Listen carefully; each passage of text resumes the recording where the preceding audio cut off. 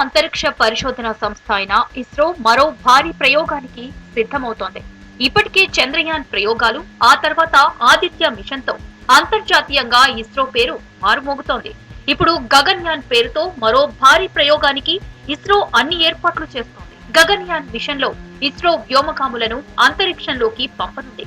వ్యోమగాములను దాదాపు 400 కిలోమీటర్ల ఎత్తైన కక్షలోకి చేర్చి తిరిగి వారిని భూమిపైకి తీసుకురావాలని ఇస్రో నిర్ణయించింది. ఈ ప్రయోగం 3 రోజుల పాటు జరగనుంది. వ్యోమగాములు తిరుగు ప్రయాణంలో సముద్రంపై సురక్షితంగా దిగాల్సి ఉంటుంది. ఈ మిషన్ ను 2025లో చేపట్టనుంది ఇస్రో. వాస్తవానికి 2022లోనే ఈ ప్రాజెక్టు చేపట్టాల్సి ఉండగా కరోనా కారణంగా వాయిదా పడుతూ వచ్చింది.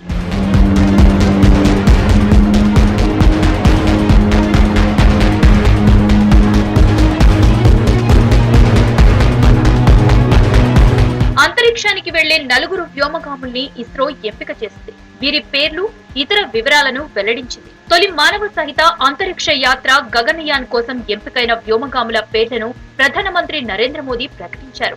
భారత వాయుసేనకు చెందిన 4 పేర్లను చెప్పారు. వారిలో గ్రూప్ కెప్టెన్లు ప్రశాంత్ బాలకృష్ణన్ నాయర్, అంగద్ ప్రతాప్, అజిత్ కృష్ణన్, వింగ్ కమాండర్ సుభాన్షు శుక్లా ఉన్నారు. వీరు వ్యోమ నౌకలో రోదసీలోకి వెళ్లనున్నారు. భారత నేల నుంచి స్వదేశీ వ్యోమగాములలో అంతరిక్షంలోకి వెళ్లనున్న మొదటి భారతీయ బృందంగా వీరు ఘనత దక్కించుకోనున్నారు.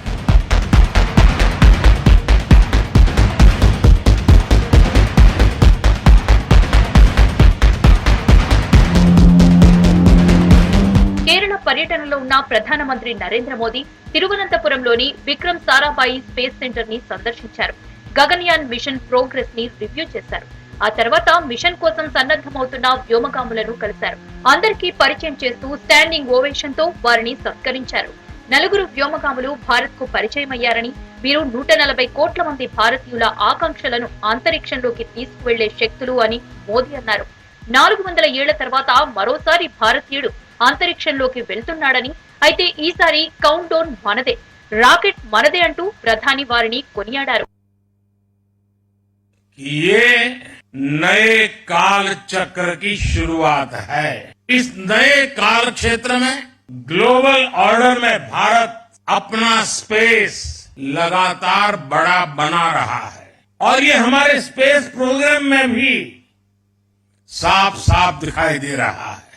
साथियों, पिछले वर्ष भारत वो पहला देश बना जिसने चंद्रमा के साउथ पोल पर तिरंगा फहराया।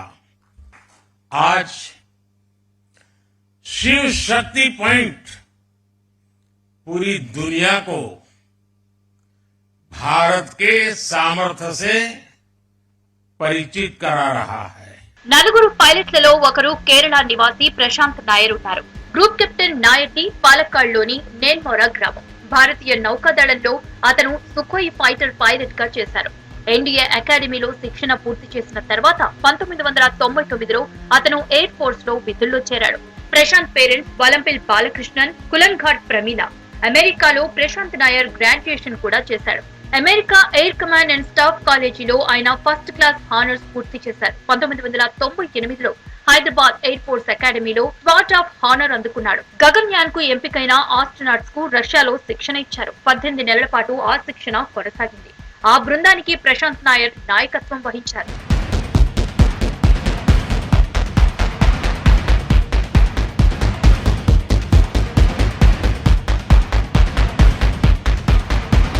నలుగురు వ్యోమగాముల బృందం కొన్ని నెలల పాటు రష్యాలో ట్రైనింగ్ తీసుకుంది. 2019 జూన్లో ఇస్రోతో కుదుర్చుకున్న ఒప్పందం ప్రకారం రష్యా అంతరిక్ష సంస్థ, రాస్ కాస్మోస్ అనుబంధ సంస్థ గ్లావ్ కాస్మోస్ ఈ నలుగురిని సుశిక్షితులను చేసింది. ఒప్పందం ప్రకారం నలుగురు రష్యాలోని యూరి గగారిన్ కాస్మోనాట్ శిక్షణ కేంద్రంలో ఫిబ్రవరి 2020 నుండి మార్చి 2021 వరకు శిక్షణ పొందారు. మరోవైపు అమెరికన్ స్పేస్ ఏజెన్సీ నాసా కూడా 2024 చివరి నాటికి అంతర్జాతీయ అంతరిక్ష కేంద్రానికి మిషన్ కోసం భారతీయ వ్యోమగామికి శిక్షణ ఇస్తుంది.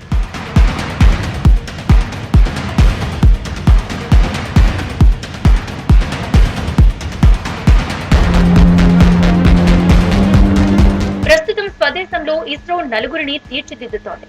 టెక్నికల్ స్కిల్స్ తో పాటు ఫిజికల్ ఫిట్నెస్ పై వీరు ప్రత్యేక దృష్టి పెట్టారు. 2025లో జరిగే ఈ యాత్ర కోసం వారు నిరీక్షిస్తున్నారని గతంలో ఇస్రో చైర్మన్ ఎస్ సోమనాథ్ తెలిపారు.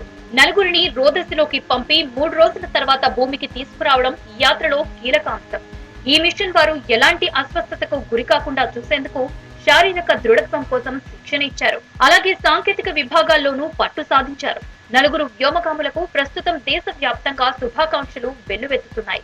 సోషల్ మీడియాలో నెటిజన్లు ఆల్ ది బెస్ట్ అంటూ విష్ చేస్తున్నారు.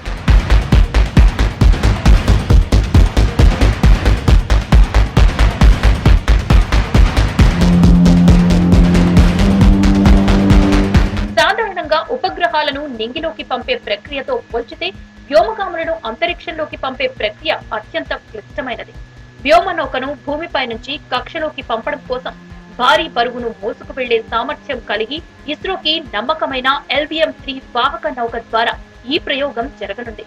నిశిత సమయం అంటే 3 రోజుల ప్రయోగం తర్వాత తిరిగి వ్యోమగాములు భూమికి తిరిగి తీసుకురావటం అసలైన సవాల్. ఇందుకోసం వాడే టెక్నాలజీ ఇస్రో సొంతంగా రూపొందించింది. తిరిగి వచ్చే సమయంలో క్యాప్సూల్స్ మాడ్యూల్ ద్వారా భూమికి తిరిగి వస్తారు. అంతరిక్షం నుంచి భూకక్షలోకి వచ్చేటప్పుడు దాని వేగం చాలా ఎక్కువగా ఉంటుంది. అందుకే ఆ మాడ్యూల్ సముద్రంలో పడేలా చూస్తారు. అలా పడ్డాక దాన్ని రికవరీ చేసేందుకు ముందుగానే నావీ, ఆర్మీ, ఇస్రో అధికారులు సిద్ధంగా ఉంటారు.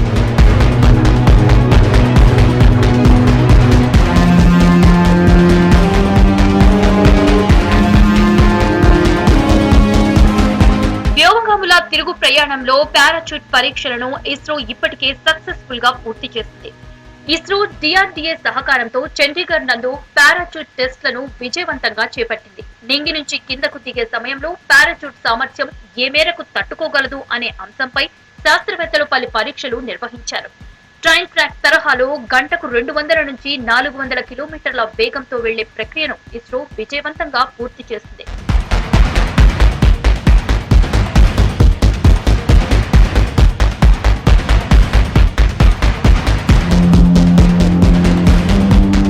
మరోవైపు వ్యోమగాములను అంతరిక్షంలోకి తీసుకువెళ్లే వాహన నౌక క్రయోజెనిక్ ఇంజిన్ ను ఇస్రో ఈ నెల 21న విజయవంతంగా చేపట్టింది. గగన్యాన్ మిషన్ కోసం LVM-3 లాంచ్ వెహికల్ క్రయోజెన్ ఇంజిన్ ను ఇస్రో వాడనుంది. అనేక కఠినమైన పరీక్షల తర్వాత C-20 క్రయోజెనిక్ ఇంజిన్ భద్రతా ప్రమాణ పత్రాన్ని పొందింది. మనుషులను సురక్షితంగా తీసుకువెళ్లడానికి LVM-3 రాకెట్ కు శక్తినిచ్చే CE-20 క్రయోజెనిక్ ఇంజిన్ మానవ రేటింగ్ లో ప్రధాన మైలురాయిని సాధించిందని ఇస్రో తెలిపింది. మహేంద్రగిరిలోని ఇస్రో ప్రొపల్షన్ కాంప్లెక్స్ లోని హై ఆల్టిట్యూడ్ టెస్ట్ ఫెసిలిటీలో నిర్వహించిన వాక్యూమ్ ఇగ్నిషన్ పరీక్షల శ్రేణిలో ఇది 7వ.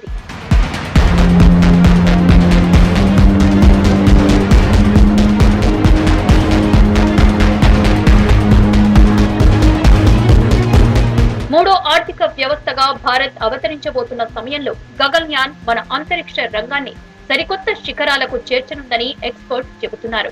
1988లో వింగ్ కమాండర్ రాకేష్ శర్మ భారత్ తరఫున అంతరిక్షంలోకి వెళ్లిన తొలి వ్యోమగామిగా రికార్డు సృష్టించారు.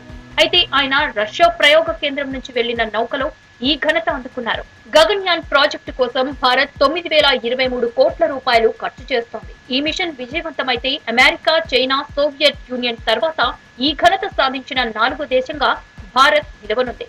గత ఏడాది చంద్రయాన్ విజయవంతం కావడంతో అంతరిక్ష ప్రయోగాలలో భారత్ కీలక ముందడుగు వేసినట్టయింది. దీని తర్వాత కొన్ని వారాలకే భారతదేశ తొలి అబ్జర్వేషన్ మిషన్ ఆదిత్య L1 ను సూర్యుని గుట్టు తెలుసుకునేందుకు పంపింది. ప్రస్తుతం ఇది సౌర వ్యవస్థపై ఓ కన్నేసి కక్షలో తిరుగుతోంది. దీంతో పాటుగా 2035 కల్లా ఇండియా స్పేస్ స్టేషన్ ఏర్పాటు చేయాలనే ఆలోచనలో ఉంది. అలాగే 2040 నాటికల్లా చంద్రుడిపైకి వ్యోమగామిని పంపాలనే యోచనలో ఇస్రో ఉంది.